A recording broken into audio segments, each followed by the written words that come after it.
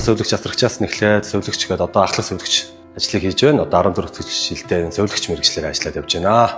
За манай сэтгцийн салбар манай өөрөө их тийм сонгодог салбар байгаа. Одоо ямар нэгэн месаслын аргаар энэ өвчнийг эдгэж болдоггүй. Ямар нэгэн одоо босод төрөлцсөн эмнэлгүүдээс ялгагддаг ганц юм одоо сэтгцийн өөрчлөлтөд эмчлүүлэгч нартай дандаа тулж харьцсан, ярилцсан, ойлгоно, дан бүлээцтэй хандна. Би энэ гайгүй таны. Өнөөдөр хөвцсөн. Өнөөдөр бистэ нэг яагаад. Одоо ингээд тусалтай өдөр болгоо ингээд тусалтай явдаг юм аа. За яа.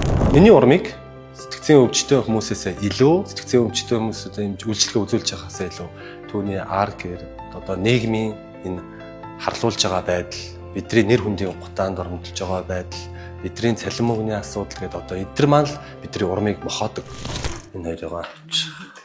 Энэ өөрсөг спотокс юм гэж ирсэн юм уу те? Тийм ээ. Спотокс. За нэг авчих. За тэгээ болсон доо. За орчин нөхцөл ажилдаа ирэх уур амьсгалын ганц урам өгч өглөө болох ирч хүчтэй гэрээсээ гарч байгаа маань нөгөө хамт олон шүү дээ. Ер нь бол зураа явж шээ энэ тэрийг зураад тэрийг аваад дэвтэр над хоёр дэвтэрээ та авчих.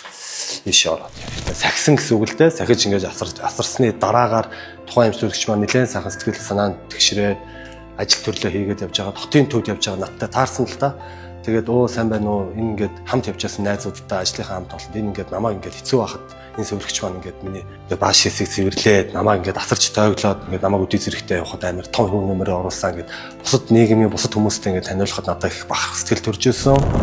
За одоо таарийн өрөөнд нь оруулчихаар өрөөндөө ороод сайхан тогчиж авч байгаад ингээд тусалтаараа өдрөөлгөө хийгээд явчихнаа. За.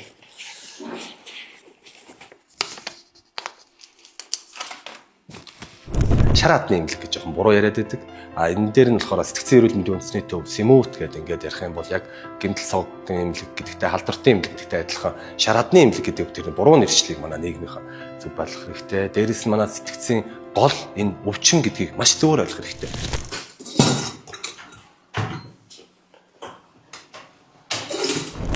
Галзуурцсан байна, солиорцсон байна, наадах чинь ингээд шараатны имлэгийн өвчтөө гэж гадуурхах асуудал маш их байдаг. Энэ маань уул нь өвчин тэр хүн албаар ингээгүй. Тэгэхээр энийг өвчин талаас нь хараад энэ хүн өвдцэн явж байгаа юм байна шүү. Энэ бол сэтгцийн өвчин юм байна гэдэг. Энийг л одоо нийгэмдэр байгаа залуучууд болон гадуур дотор явж байхад нь тэр хүнийг гадуурхахгүй, нүд үзүрлэхгүй, тусламж үйлчлэгээ үзүүлэх та яасан ийсэн гэд бусад өвдсөн хүмүүстэйгээ адилханаар манай сэтгцийн өвчтэй хүмүүсийг маань хайрлж, хамгаалж ингэж энэ талаас нь нийгэм маань сайн харж үзээсэй л гэж маш их хүсэж байна. Сэтгэл эрүүл бол бие эрүүл. Зөвлөгч Инхбат байлаа.